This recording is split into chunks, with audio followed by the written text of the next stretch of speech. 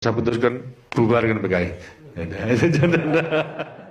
Saya ini sebetulnya menganggap Bapak itu tidak hanya sebagai presiden, pemimpin besar revolusi itu, tapi juga sebagai bapak saya. Gitu. Nah, saya itu mau ngeterapkan kudangan orang tua itu, ingin mikul dhuwur mendem jeru daripada bapak, tapi yang mau dipikul dhuwur mendem jeru tidak mau. Saya tanyakan, tenan mau gue gitu.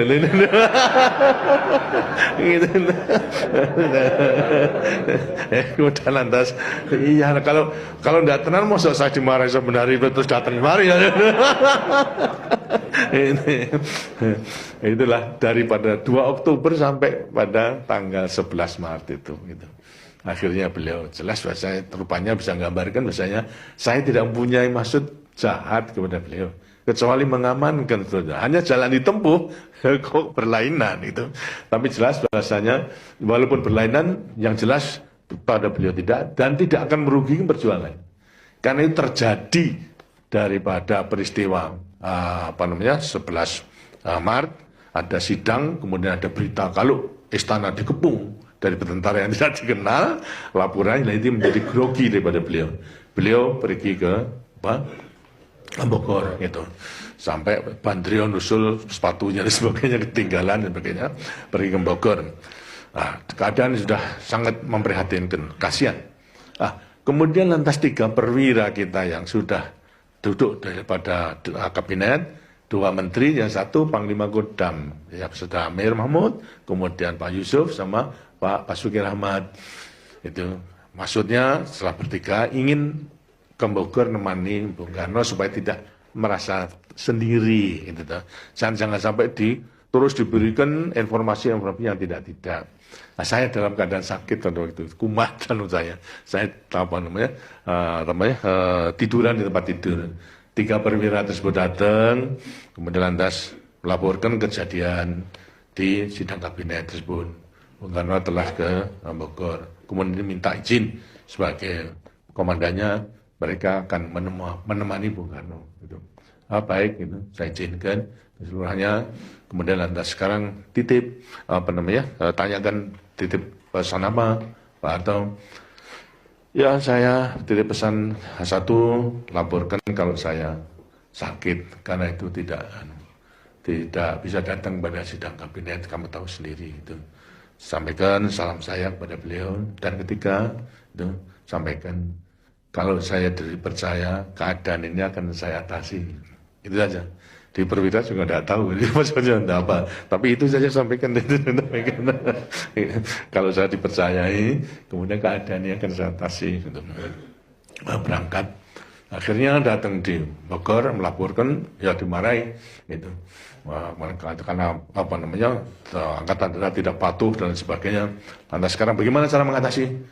Ya, cara mengatasi barangkali dipercayakan kepada Pak Harto. Kemudian lantas kurang percaya apa saya pada Harto.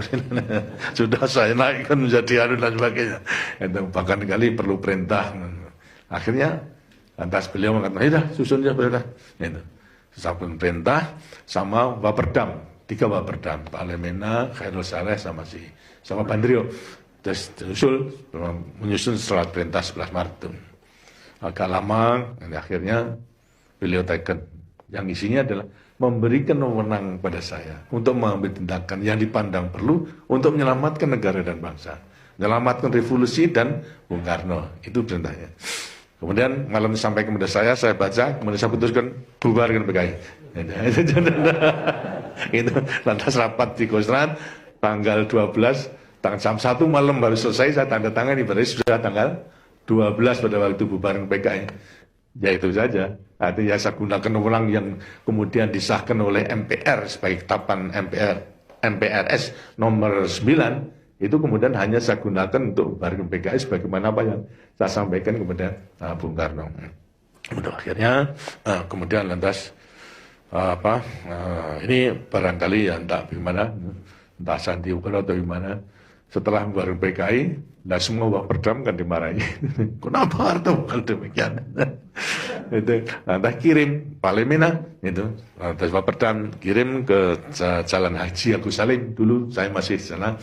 Lantas tengok saya di tempat tidur, saya terima, dia menanyakan, saya mau manggil saya Mas Harto, ini apa enggak salah itu. Bung Karno marah sekali. Oh enggak, saya enggak salah. Bung Karno marah, kita dimaki-maki. Ya udahlah, nanti saya tanggung jawab, enggak salah. Gitu. Kemudian akhirnya ya sudah. Nah, kemarin kan sudah memang dibubarkan.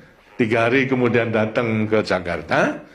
Beliau saya jemput, kan sudah dengan keadaan baik. Kemudian ada lapor Pak, keadaan baik dan sebagainya. Iya tanya aja enggak saya membubar ke PKI. Bisa tahu kalau saya membubar ke PKI ini. Tanya aja enggak. Mandar saya tanya, Pak sudah saya laksanakan, saya menjadi bumper, sekarang tinggal ngegongi. Ngegongi pada kesempatan yang baik. Ya, itu. Dan pernah pada bulan berikutnya juga ada peristiwa mulut Nabi di istana. Beliau memberi wejangan. Sebelumnya saya jemput dengan sekretaris militer Pak Sumerno pada waktu itu, kemudian lantas saya mengatakan, Pak, ini kesempatan yang baik untuk ngegongi. Gitu. Tidak perlu bahwasanya saya yang perintah ini. Untuk menyampaikan bahwasanya apa yang dilakukan oleh Harto, saya mengetahui. Itu cukup.